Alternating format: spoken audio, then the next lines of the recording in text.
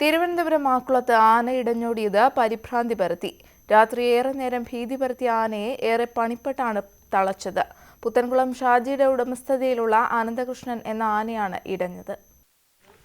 ആക്കുളത്ത് വാഹനത്തിൽ കയറ്റുന്നതിനിടെ രാത്രി 11ഓടെയാണ് അനന്തകൃഷ്ണൻ എന്ന ആന ഇടഞ്ഞത്. പാപ്പാനെ തട്ടിയിട്ട ശേഷം ആനയേറ വഴി പേട്ട ഭാഗത്തേക്ക് ആന ഓടുകയായിരുന്നു.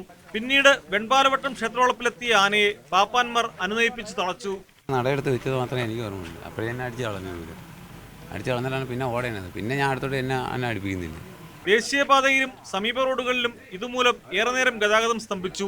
പൂവാറിൽ എഴുന്നള്ളത്തിന് ശേഷം കോവളം വരെ വാഹനത്തിൽ കൊണ്ടുവന്ന ആനയെ പിന്നീട് നടത്തിയാണ് ആക്കുളത്തെത്തിച്ചത്.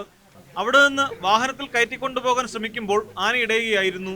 കൃത്യമായ മാനദണ്ഡങ്ങൾ പാലിക്കാഞ്ഞതാണ് ആന ഇടയാൻ കാരണമെന്ന് കരുതുന്നതായി പോലീസ് പറഞ്ഞു. യാതൊരു പ്രിക്കോഷനും ഇല്ലാതാണ് ആന കൊണ്ടുപോയി. യാതൊരു റിഫ്ലക്റ്റീവ് സംഗതികളൊന്നും ഇല്ലാതാണ് ഇപ്പോൾ അവർ കൊണ്ടുപോകാൻ ശ്രമിച്ചത്. ആന ഇടഞ്ഞോടിയതിനെ തുടർന്ന് പോലീസ് മൈക്കിലൂടെ മുന്നറിയിപ്പ് നൽകിയത് നാട്ടുകാരെയും പരിഭ്രാന്തിയിലാക്കിയിരുന്നു. ഉടമയെ വിളിച്ചു വരുത്തി ആനയെ വാഹനത്തിൽ മടക്കിക്കൊണ്ടുപോകാൻ ഏർപ്പാട് ചെയ്യുമെന്ന് പോലീസ് വ്യക്തമാക്കി. ന്യൂസ് 18 തിരുവനന്തപുരം.